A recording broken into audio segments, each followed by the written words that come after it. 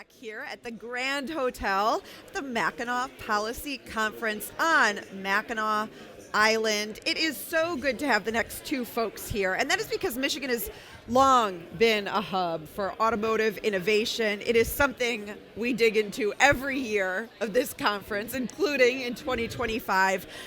We have Robert McMahan, president of Kettering University. He is here, and Glenn Stevens, executive director of MichAuto, as we together think about the future of innovation and Michigan's workforce.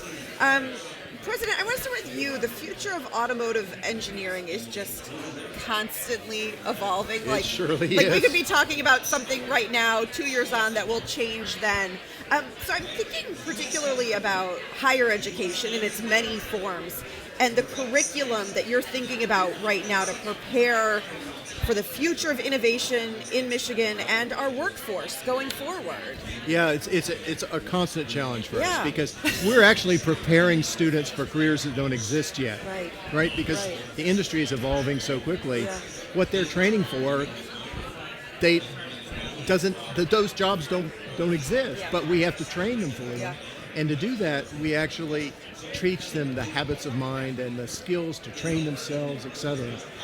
That comes from I think, our particular model where we have students in class half the time, in actual real work situations, in professional placements half the time. They learn as much away from the university as they learn at the university. You put those two halves together and it makes the whole. And that's what's needed in this evolving industry. It's what's needed, but Glenn, it's not necessarily what's happening everywhere in the state.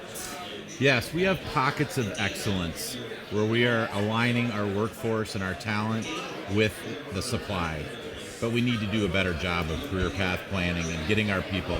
Yes, four-year and advanced degrees are extremely important, but so are the trades and the professional trades, because everything is more digital, everything is more automated, everything has an AI interface. So if we're not getting our people aligned with those jobs, we can't move them forward and we can't move our economic trajectory forward. Absolutely. President, again, do people understand that in Michigan? I mean, and I'm not trying to be flip, right? But is that in our DNA to understand that need?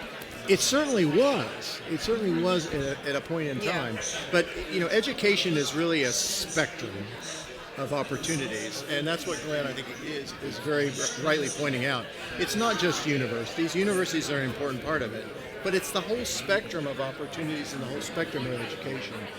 Very, a smaller percentage of jobs in our society today even require a college degree than those that require not a college degree, but some form of training beyond high school.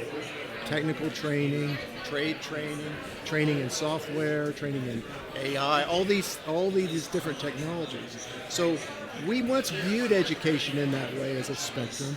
We need to go back to thinking of it in that way and not try to funnel every student through one path, but through all the opportunities that all of the great institutions and organizations in Michigan can provide. Yeah, it sounds wonderful. Glenn, how do we do it?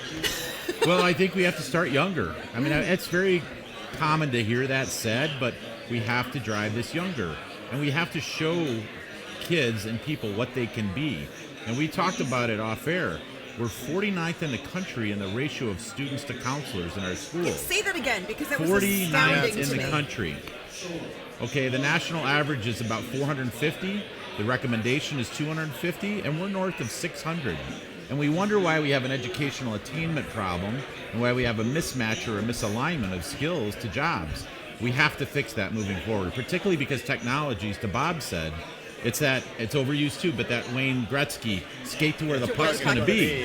That's what Michigan has to do. We cannot be stuck in the past. So I think about us here at this conference. I mean, there's more than 1,500 business leaders, philanthropists, lawmakers, policy wonks. Like, what is your message then? Because it feels like this is a group that could help move the needle.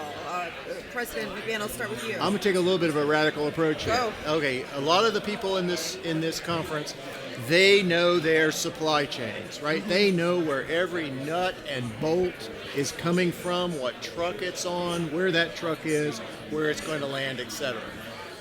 But if you ask them what the most critical part of their operation is, they will almost universally say it's people, getting the right people. But it's the one thing they don't treat as a supply chain, right? We have to start thinking of talent development not as nurturing people once they come out of high school, but the whole process. A great example, we have a robotics center on campus that we founded many years ago. And it has our students there work with high school students and younger, all the way down to elementary school.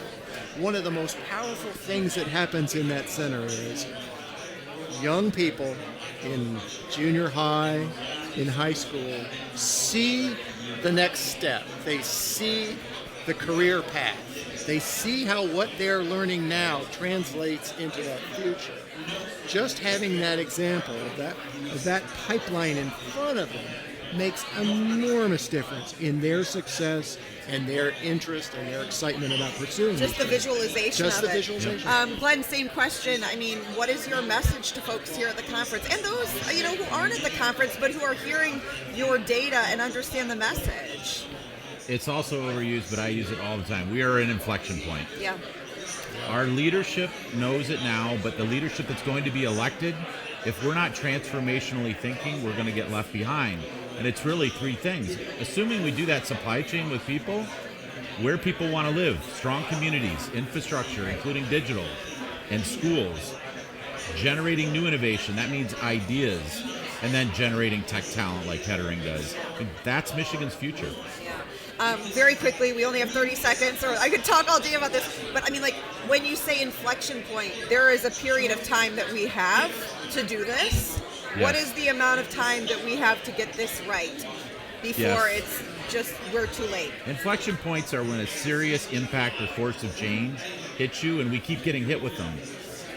We can't afford to take the downward trajectory because it takes a long time to recover from that. We have to figure out how. The time is now. The time is really the next year or two to start putting in place. It's the reading scores. If Mississippi can be ninth, Michigan can do it too. Yeah. Glenn Stevens, MichAuto, Robert McMahan, president of Kettering University. Really appreciate your brains on this topic. Thanks so much. Thank you so much for having us. Thanks.